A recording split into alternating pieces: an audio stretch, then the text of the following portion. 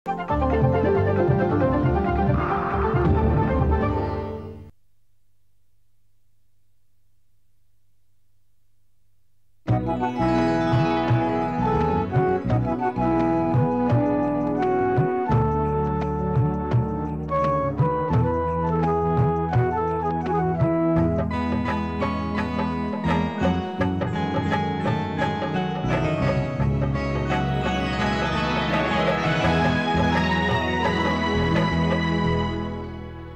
घे, आणखी सांग.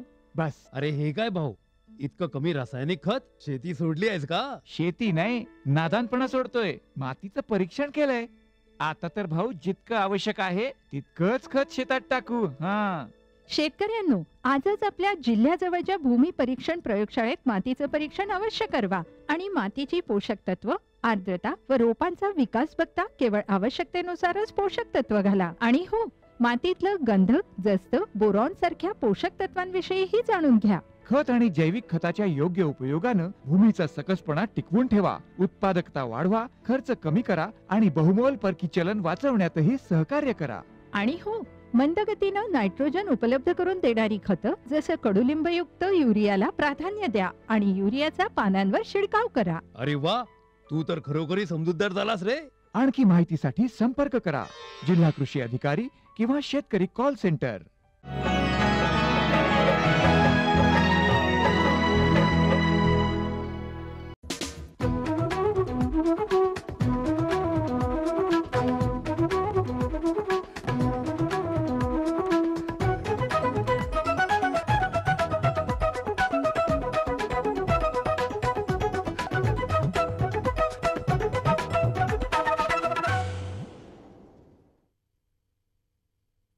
गारपिटीमुळे द्राक्ष निर्यातीला तडाखा, ऊसाची 4500 कोटींची बिलं थकण्याची चिन्ह, पुणे विभागात यंदा चारा टंचाई भासणार, फिलिपिन्सच्या तज्ज्ञांकडून जळगावच्या केळीबागांची पाहणी आणि शेतकऱ्यांसाठी वीज तोडणीचा धडक कार्यक्रम.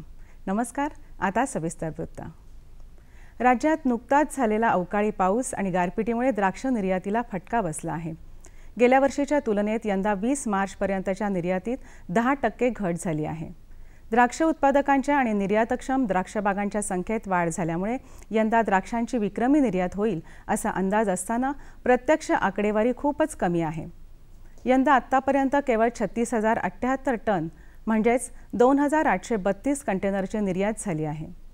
मागच्या वर्षीच्या तुलनेत त्यात सुमारे 3200 टनांची घट झाली आहे. द्राक्षांच्या निर्यातीत सुमारे 75% वाटा एकट्या नाशिक जिल्ह्याचा असतो असं आकडेवारीवरून दिसून येतं. नाशिक जिल्ह्यातून मार्च अखेर एकूण सुमारे 2200 कंटेनर द्राक्षांची निर्यात झाली असून मागच्या वर्षीच्या तुलनेत हे प्रमाण कमीच आहे.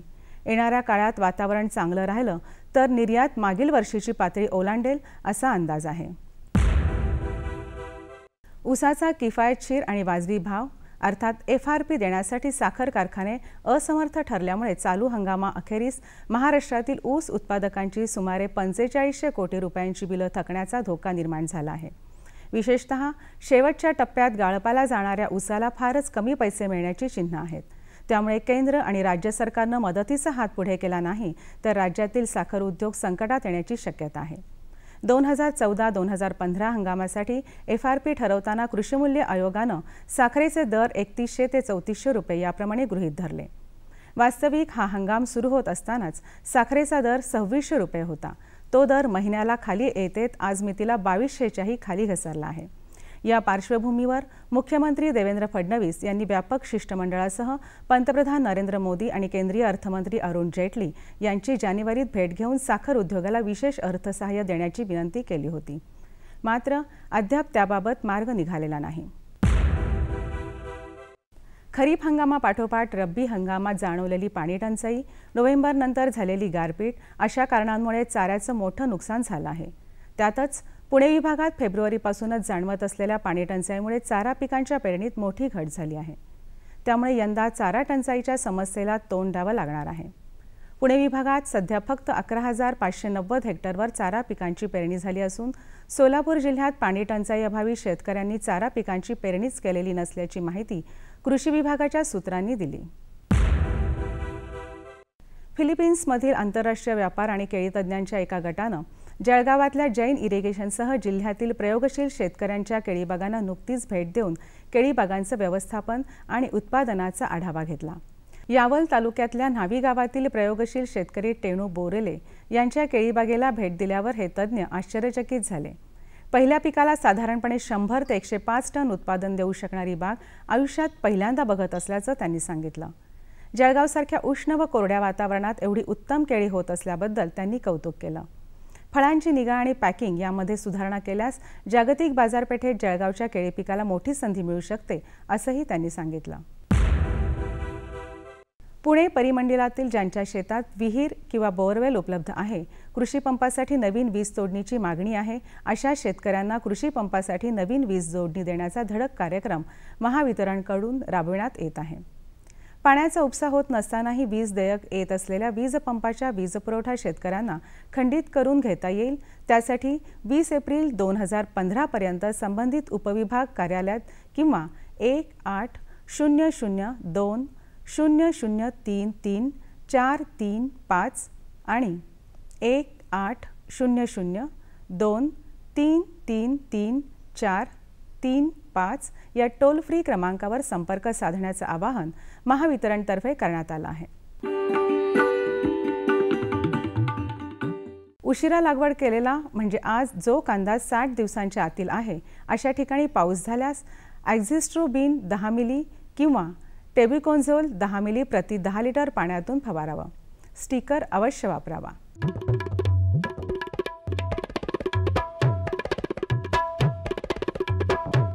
आता बघूया सांगली कृषी उत्पन्न बाजार समितीचे काही बाजारभाव प्रति क्विंटलमध्ये। बाजरी कमाल रुपये 1800, किमान रुपये 1300, गहू कमाल रुपये 3000, किमान रुपये 1600, मका कमाल रुपये 1450, किमान रुपये 1350, मसूर कमाल रुपये 5500, किमान रुपये 3800, बेदाणा कमाल रुपये 23500, किमान रुपये 9000, गूळ कमाल रुपये 3020, किमान रुपये 2200, हरभरा कमाल रुपये 3600, किमान रुपये 3200, लाल मिरची कमाल रुपये 9000, किमान रुपये 8500 आणि ज्वारी कमाल रुपये 2000 आणि किमान रुपये 1530 रुपये।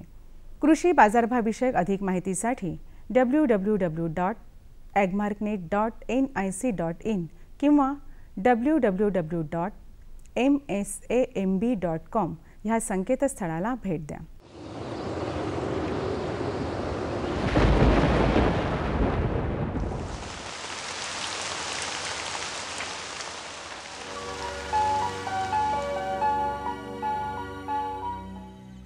मध्य महाराष्ट्रात तसंच मराठवाडा आणि विदर्भात तुरळक भागात मेघगर्जनेसह पाऊस पडण्याची शक्यता आहे। राज्यात हवामान मुख्यतः कोरडं राहील। राज्यातील काही प्रमुख शहरांचं तापमान अंश सेल्सिअसमध्ये पुढील प्रमाणे: मुंबई कमाल तापमान 33 अंश सेल्सिअस, किमान तापमान 20 अंश सेल्सिअस; पुणे कमाल तापमान 34 अंश सेल्सिअस, किमान तापमान 22 अंश सेल्सिअस; नागपूर कमाल तापमान 35 अंश सेल्सिअस, किमान तापमान 21 अंश सेल्सिअस; नाशिक कमाल तापमान 35 अंश सेल्सिअस, किमान तापमान 20 अंश सेल्सिअस; औरंगाबाद कमाल तापमान 35 अंश सेल्सिअस, किमान तापमान 24 अंश सेल्सिअस; कोल्हापूर कमाल तापमान 35 अंश सेल्सिअस, किमान तापमान 20 अंश सेल्सिअस; सांगली कमाल तापमान 34 अंश सेल्सिअस, किमान तापमान 24 अंश सेल्सिअस; सातारा कमाल तापमान 34 अंश सेल्सिअस, किमान तापमान 22 अंश सेल्सिअस आणि सोलापूर कमाल तापमान 35 अंश सेल्सिअस आणि किमान तापमान 26 अंश सेल्सिअस राहण्याची शक्यता आहे। हवामान विषयक अधिक माहितीसाठी भारतीय हवामान विभागाच्या www.imd.gov.in ह्या संकेतस्थळाला भेट द्या। या होत्या आजच्या कृषी वार्ता। पुन्हा भेटूया पुढील भागात। तोपर्यंत नमस्कार।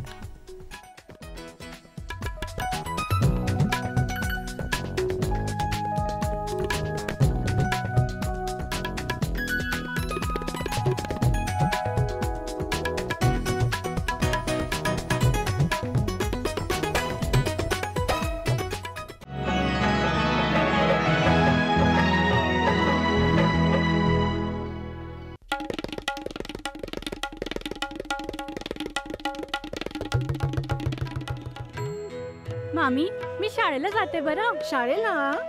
अगं पण लग्नाच्या वक्ताला तू शिकलेली आहेस म्हणून सांगितलं होतं की. अव मामी फार्म स्कूलला जातीये शेतीच्या नव्या नव्या गोष्टी शिकाया. तुम्ही बी चला की. फार्म स्कूल जिथे शेतकऱ्यांना पिकांचा उपज वाढवायच्या सर्व गोष्टी शिकवल्या जातात, जसं मातीच्या पोतानुसार कोणती खतं योग्य आहेत, कोणती बियाणं आणि गरजेनुसार कोणती कीटकनाशकं उत्तम आहेत. खर्च बेताचा लाभ मोलाचा.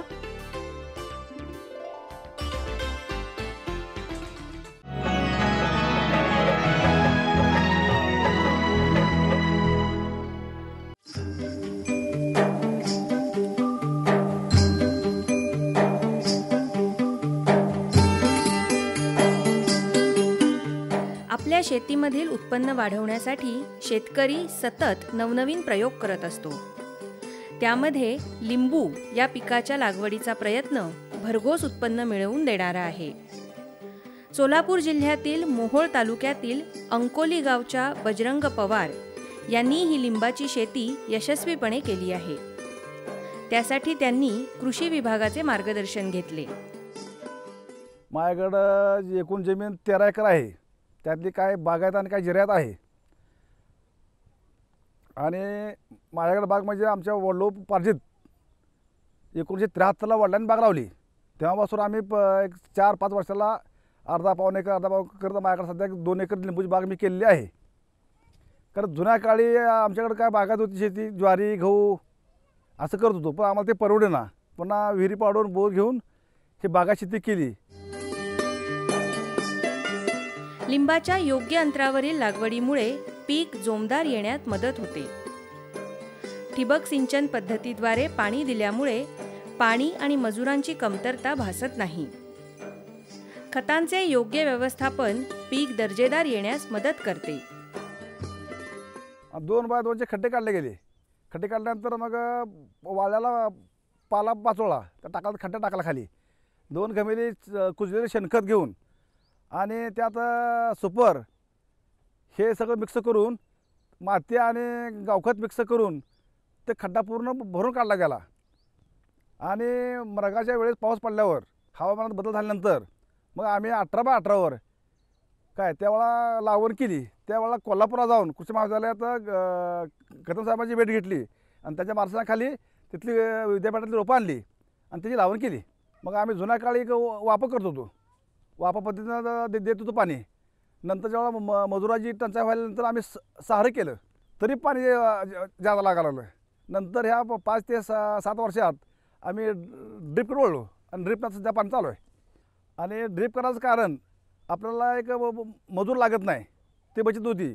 दुसरी गोष्ट पाणी कमी लागतं आणि तिसरी गोष्ट आपल्याला ड्रिपमधून वरखत वगैरे द्यायला येतात. खत म्हणजे आम्ही वर्षातून 5 वर्ष संपल्यानंतर एक 50 किलो कुजलेलं शेणखत टाकतो आणि ते टाकल्यानंतर पण मजुराकडून ते हलवून घेतो आणि वरखत टाकतो आम्ही. शेंगोचं फॉस्फेट, युरिया, पोटॅश आणि हे खत आम्ही टाकतो वर्षातून 2 वेळा. कारण हस्तभर आपला असतो महत्त्वाचा. त्यामुळं ऑगस्ट महिन्याचं आम्ही खत टाकतो, खांदी करतो. लिंबाच्या पिकावर रोग किंवा किडीचा प्रादुर्भाव होण्याची शक्यता असते. या रोगाच्या अळीचे नियंत्रण करण्यासाठी जंतुनाशक औषधांची फवारणी आवश्यक ठरते. साधारण ह्याच्यावर डेंके नावाचा रोग येतो. दुसरी गोष्ट पण अळी पडती, कॅन्कर नावाचा रोग असतो. त्याकरता आम्ही वर्षातून 2-3 वेळा फवारणी करतो. डेंक्याकरता आम्ही 22 टीन मोनोक्रोटोफॉस हे फवारतो. लिंबाच्या पिकाचा एकरी खर्च खूपच कमी असतो. त्यातून येणारे उत्पादनही शेतकऱ्यांना समाधान देणारे असते. लिंबाला बाजारात 12ही महिने मागणी असते. त्यामुळे लिंबाच्या मार्केटिंगचा फारसा प्रश्न निर्माण होत नाही. साधारण एकरी खर्च येतो 50 ते 70 हजार रुपये. गावखत, वरखत, खांदणी हे सगळं धरून. आणि वर्षाकडे साधारण 2.5 ते 3 लाख रुपये पैसे मिळतात. मार्केटिंग आम्ही मार्केटला 10 वर्षापूर्वी माल नेत होतो सोलापूरला. नंतर आम्ही ते बंद करून हैदराबादला सुरू केला, परत पुण्याला सुरू केला. त्यापेक्षा पण मार्केट मिळालं मुंबईला चांगलं. मग मुंबईला आता सध्या आम्ही माल चालू केला आहे. लिंबू हे लागतं प्रत्येकाला, जेवणात त्याची गरज आहे. खाण्याकरता लागतं, हाटलीमध्ये लागते. आणि दुसरी गोष्ट 12 महिने पीक चालतं. त्यामुळे ह्याला साधारण हस्तभार वेळा भाव असतो, नंतर भाव नसतो. पण तरी वर्षाचं जर गणित काढलं तर बाकीच्या पिकापेक्षा ह्याला भरपूर पैसे मिळतात. अल्पभूधारक शेतकऱ्यांसाठी लिंबाचे पीक हे वरदान ठरणारे आहे. दैनंदिन जीवनात आणि हॉटेलांमध्ये तसेच औषधांसाठीही लिंबाचा वापर केला जातो. त्या दृष्टीने शेतकऱ्यांनी प्रयत्न केल्यास लिंबाचे उत्पादन शेतकऱ्यांना आर्थिक समृद्धीकडे नेऊ शकते एवढे नक्की.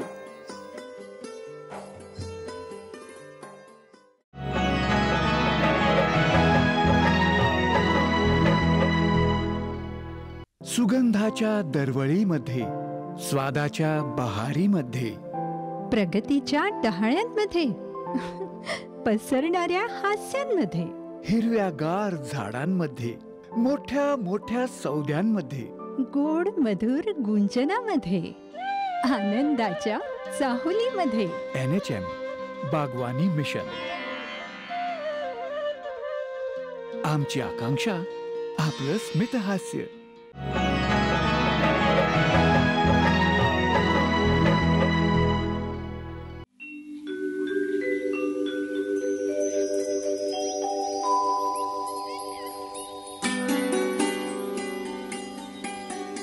शेतकऱ्यांना आर्थिक समृद्धीकडे नेणारे पीक म्हणून द्राक्ष पिकाला ओळखले जाते.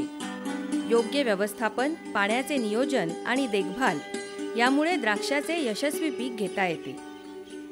अगदी कमी जमिनीमध्येही दर्जेदार द्राक्षाचे उत्पादन मिळू शकते.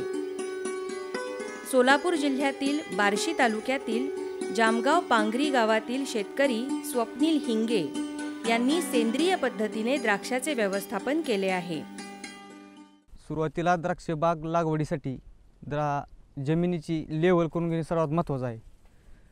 त्याच्यानंतर आपल्याला जी लावायची पद्धत आहे, आपल्या लावण्याच्या पद्धती असतात त्याच्यामध्ये 8-6, 8-4, 7-5 या द्राक्षाच्या वेगवेगळ्या लावण्याच्या पद्धती, या 2 झाडामधलं अंतर.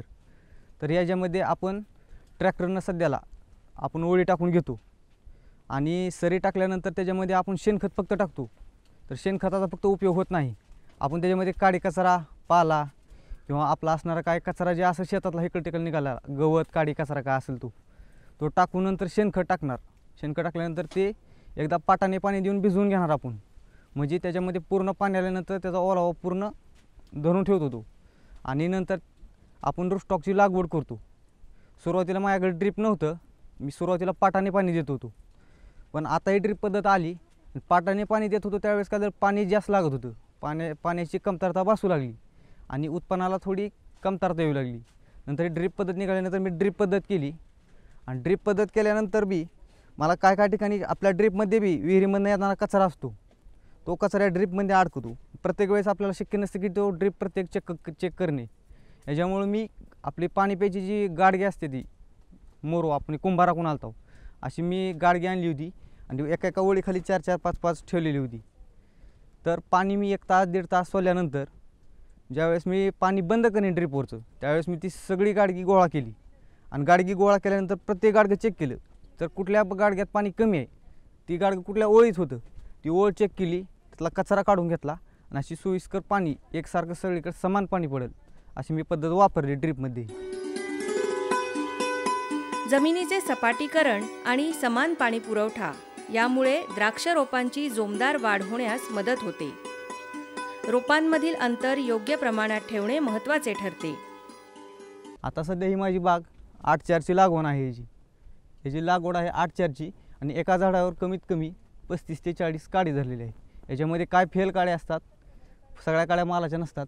तर कमीत कमी आता सध्या या झाडावर 30 ते 35 घड आहेत आणि मी आता सध्या चालूला सेंद्रिय पद्धत जास्त वापरलेली आहे बागत. आणि माझं शिक्षण झालेलं आहे 12वी सायन्स केलेलं आहे मी, त्यानंतर 2 वर्ष BA केलेला आहे. 12वी सायन्सला क्रॉप विषय ठेवलेला होता. क्रॉपमध्ये सेंद्रिय शेती सगळ्यात जास्त महत्त्वाची वाटली मला, त्याच्यामुळे मी आता सध्या चालूला सेंद्रिय पद्धत जास्त वापरली. माझ्याकडे जनावरे आहेत त्यामुळे मी गोमूत्र जास्त फवारलेलं आहे यावर्षी आणि बागेला सुद्धा यावर्षी रासायनिक खत कमी आहे, मी सेंद्रिय खत जास्त वापरलेलं आहे. त्याच्यामध्ये आपली रबडी किंवा गोमूत्र असेल, शेण हे सगळं मिक्स करून त्यात चिंच किंवा आपल्या बेसन हे मिक्स करून हे 15 दिवस याची बेसळ ठेवलेली आहे आणि त्याच्यानंतर 15 दिवसानंतर ज्यावेळेस ती पूर्ण परिपक्व झालेला आहे त्यावेळेस मी इथं प्रत्येक 2 झाडामध्ये अर्धा लिटर याप्रमाणे ओतलेलं आहे. ती पहिल्यांदा आपण एप्रिल छाटणी करतो. सुरुवातीला आपण काडी तयार करतो या मालाची. ही काडी तयार करताना ही काडी परिपक्व होण्यासाठी याला किती अन्न आवश्यक आहे याच्याप्रमाणे मी शेणखत सुरुवातीला सगळ्यात जास्त माझा जास्त भर शेणखतावर असतो. मी शक्यतो रासायनिक खत कमीच वापरतो, शेणखतावर जास्त भर असतो. मी कमीत कमी सुरुवातीला एप्रिल छटणीला 30 बैलगाड्या आपलं शेणखत टाकतो. नंतर आपली काडी तयार होते, आपण ऑक्टोबर छटणी करतो. म्हणजे ज्यावेळेस मालाची काडी असते ती त्यावेळेस मी कमीत कमी 50 ते 60 गाड्या शेणखत टाकतो या बागाला. आणि मग ह्याच्यावर आपला माल किती पडतो. आणि ह्या वर्षी मी जास्त सेंद्रिय पद्धत शेती केल्यामुळं मला रिझल्ट ह्या वर्षी दरवर्षीपेक्षा जास्त आहे, जरा मोठा आलेला. रासायनिक खत टाकण्यापेक्षा तुम्ही जास्त लिंबोळी अर्कचा वापर जास्त करा, त्याचा रिझल्ट खूप खास आहे. द्राक्षाच्या पिकावर भुरी, डाउनी यासारखे रोग पडण्याचा धोका असतो. कीटकनाशक फवारणीबरोबरच सेंद्रिय पद्धतीनेही रोगांना आळा घालता येतो. पपईचा पाला आणि सभोवताली जास्वंदाची झाडे लावल्यास किडीचे नियंत्रण होते.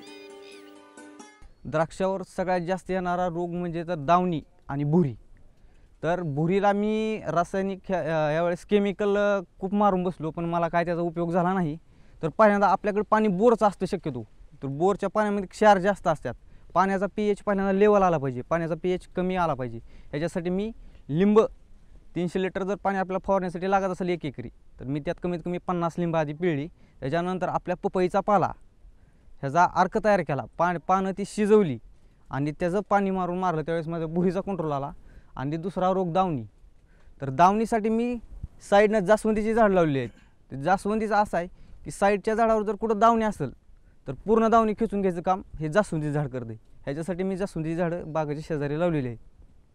आणि दुसरं भुरीसाठी आपलं शेवग्याचं झाड फक्त द्राक्षाच्या बागेच्या शेजारी असू नये. द्राक्ष पिकासाठी मजुरांची मोठी गरज भासते. मात्र एकरी उत्पादन आणि त्यातून मिळणारे उत्पन्न यांचा योग्य मेळ साधल्यास हे गणित जुळवता येते. द्राक्ष पिकासाठी वर्षाकाठी 70 ते 80 हजार रुपये खर्च येतो, परंतु त्यापासून उत्पन्नही चांगले मिळते. माझ्याकडे साधारण 1 वर्षासाठी 40 ते 50 लोक काम करतात आणि माझा वार्षिक खर्च साधारण 1 ते 1.25 लाख रुपये होतो. याच्यामध्ये मी 50 ते 60 कामगारांना वार्षिक काम देतो इथं आणि माझं वार्षिक उत्पन्न 4 ते 4.5 लाख रुपये निघतं. द्राक्षाच्या बागाचं म्हणजे कसं आहे, वार्षिक उत्पन्न माणसं रिस्क नको म्हणते सध्याच्या काळात. आणि द्राक्ष बागाचं कसं आहे, रिस्क आहे महत्त्वाची. आणि जर पुढे जायचं आजच्या काळात तर रिस्कच महत्त्वाची आहे सगळ्यात जास्त. त्यामुळं आपण रिस्कच घेतली पाहिजे सुरुवातीला. आणि द्राक्ष बागाचं कसं आहे, एक झाड कमीत कमी 500 रुपये देते आपल्याला. एका झाडाला वार्षिक खर्च कमीत कमी 125 रुपये होतो. तर एक झाड कमीत कमी वर्षाला 350 ते 450 रुपये आपल्याला पाठीमागे ठेवतो. असं कुठलंच झाड नाही की. आणि हे झाडाची तुम्ही बघितलं असेल किती सेंटीमीटरमध्ये बसतं आहे, 1 बाय 1 फूट धरलं जरी झाड आपण, तर एवढ्या आपल्या शेतात वार्षिक 400 रुपये कशाचंच येत नाही. त्याच्यामुळे द्राक्षाची बाग परवडते आपल्याला. द्राक्ष उत्पादनातून भरघोस नफा मिळतो हे खरे असले तरी या पिकामध्ये जोखीमही तेवढीच आहे. मात्र ती स्वीकारून योग्य व्यवस्थापन करता येतं. नव्या शेतकऱ्यांनी पाण्याचा निचरा होणारी जमीन असल्यास ही शेती अवश्य करावी.